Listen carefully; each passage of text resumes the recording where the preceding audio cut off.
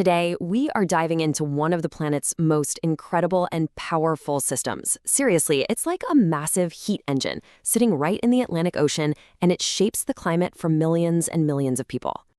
So let's kick things off with a little puzzle. Have you ever looked at a map and thought, wait a second, why are the winters in London so much milder than in, say, Newfoundland, Canada? I mean, they're basically at the same latitude. It doesn't quite add up, right? Well, there's a really powerful force at play here. And yeah, the difference is huge. On one side of the ocean, you've got the relatively mild climate of Western Europe. And on the other, the much, much colder reality of Eastern North America. The thing that makes all the difference is exactly what we're talking about today. So, what is this incredible climate-shaping phenomenon? It's called the Gulf Stream. And you could pretty much picture it as a giant, warm river flowing right through the middle of the ocean. Okay, so its journey starts way down in the warm, tropical waters of the Gulf of Mexico. From there, it travels up the east coast of the United States, and then it heads out on this epic journey all the way across the Atlantic, carrying a staggering amount of heat with it. You know, the best way to think about it is like a massive conveyor belt. It's constantly picking up a huge shipment of warm water from the tropics and delivering it nice and neat to the cooler parts of the North Atlantic. It's a really elegant and effective system when you think about it. But how does a river in the ocean even work, right? What's the engine behind this whole operation? Well, it's not just one thing. It's actually a combination of some of nature's most powerful forces. So, three main things are working together here.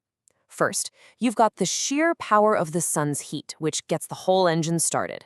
Then, you have steady wind patterns that push all that warm surface water along.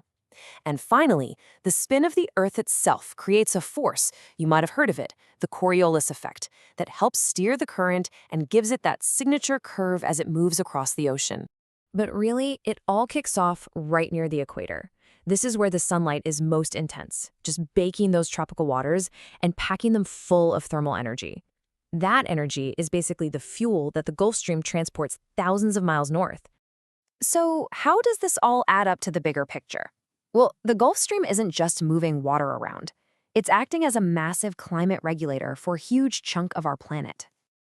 The way it works is actually pretty simple. As this enormous river of warm water flows north into colder regions, it releases all that stored heat into the atmosphere. And we are talking about a mind-boggling amount of energy. At its peak, it actually transports more heat than all of humanity's energy consumption combined. All that warm air is then carried by winds over nearby land.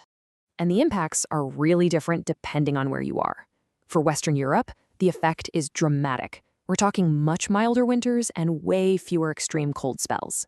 For the US East Coast, it means warmer temperatures right along the coast and more moisture in the air, which, you guessed it, can influence how and where storms develop. This quote really says it all. This isn't just a small effect. We're talking about a fundamental difference in climate. Without this current, cities like London or Paris would be significantly colder, probably feeling a lot more like parts of northern Canada. Okay, so we've established it's absolutely crucial for regulating temperature. But the importance of the Gulf Stream goes way beyond just making winters a bit more pleasant. The ripple effects are just incredible. I mean, on top of shaping climate and weather, the current's unique mix of temperature and nutrients supports this amazingly rich marine ecosystem. It's a hotspot for all kinds of life.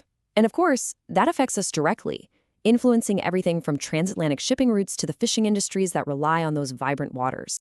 So when you put all of that together, the climate regulation, the weather patterns, the ecosystems, human industry, it becomes crystal clear. This isn't just any current. It is truly one of the most powerful and fundamentally important ocean currents on the entire planet. And that brings us to one final really big thought. We rely so much on this natural system to act as a planetary regulator. But what happens if that regulator starts to weaken or change? That is the critical question that scientists are racing to understand right now.